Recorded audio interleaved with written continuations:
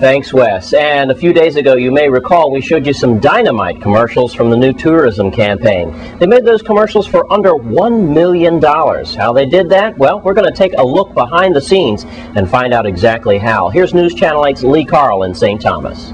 And this time, once again, we're here for marketing for the Department of Tourism, and you're going to get a chance to see some of the beautiful presentations and hear from people like Beverly Nicholson Doty, our tourism commissioner. This is deja vu for me. I've been at Frenchman's Reef for the Department of Tourism's presentation of the marketing plan, upcoming and past, whatever.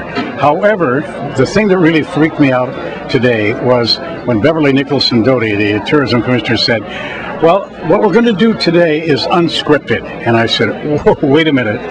Beverly, what did you mean by unscripted? Well, our theme for our new campaign is You Unscripted, which really means that your vacation experience can be made into whatever your fantasy is. And we're looking at people that have very busy lives, homemakers, soccer moms, sales managers, and how they can come to the destination and become explorers and captains of their destiny. And so really being able to bring that home and making it whatever you want it to be. And so we decided that instead of having a very scripted presentation, as the Department of Tourism has often done, that we went with the campaign, and we were unscripted this morning, but we hope we got all of the important information about what the destination is doing, the new flights that are coming to the destination, the new marketing that we're launching for the destination. We wanted to make sure that we got all of that out, and we think we did. Of course, on the top of this, I had to ask this,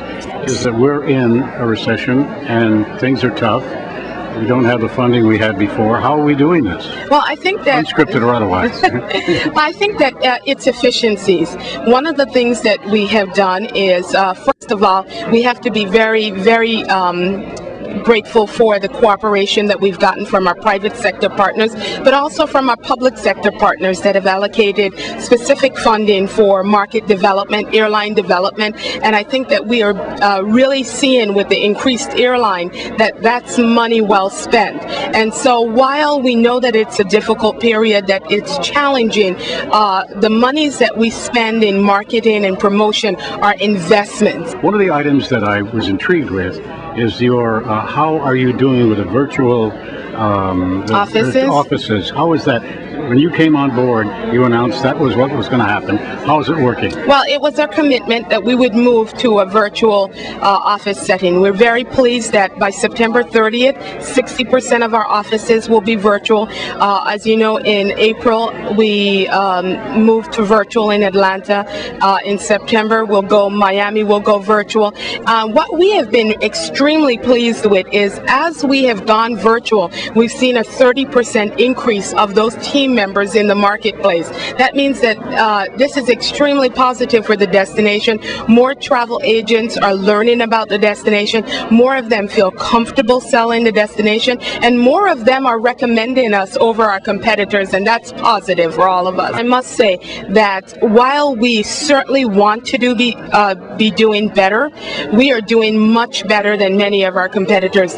And the growth of the airlines that they're telling us that, not just for St. Thomas, but for St. Croix, tells us that they have the confidence in our destination. We have some very positive things going for us. Our promotions provide great value.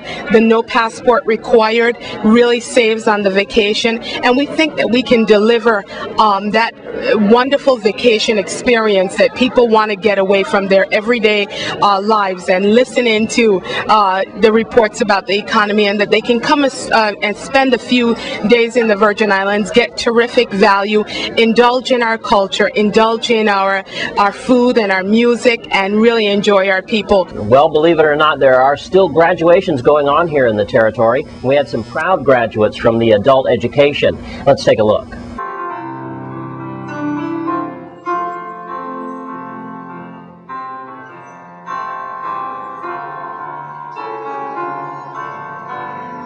Ladies and gentlemen, class of guests and class of 09. My name is Lawrence Catley. I am your salutatorian this evening. One day I said to myself, next year of 2009, I will push to complete my education and to get together in life.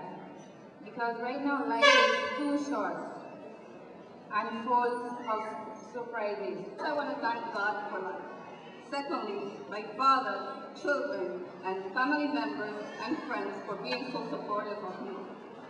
But most of all, I want to thank two special people in my life. First, my husband, Humberto, who has encouraged me to continue with my education and always told me, you can do it.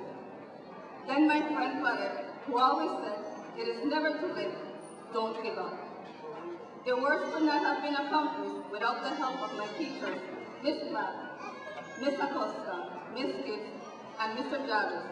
The Honorable Governor John P. Young Jr., who sends his best wishes and congratulations to the distinguished class of 2009. Standing before you tonight, I stand here proud. I've been to 4 graduations so far for the summer. And besides the graduation of my son, which I was a very proud father to be at, this graduation tonight makes me extremely proud because it brings and it shows that you, the class of 2009, the adult education individuals, did not give up on yourselves one bit, and congratulations to that.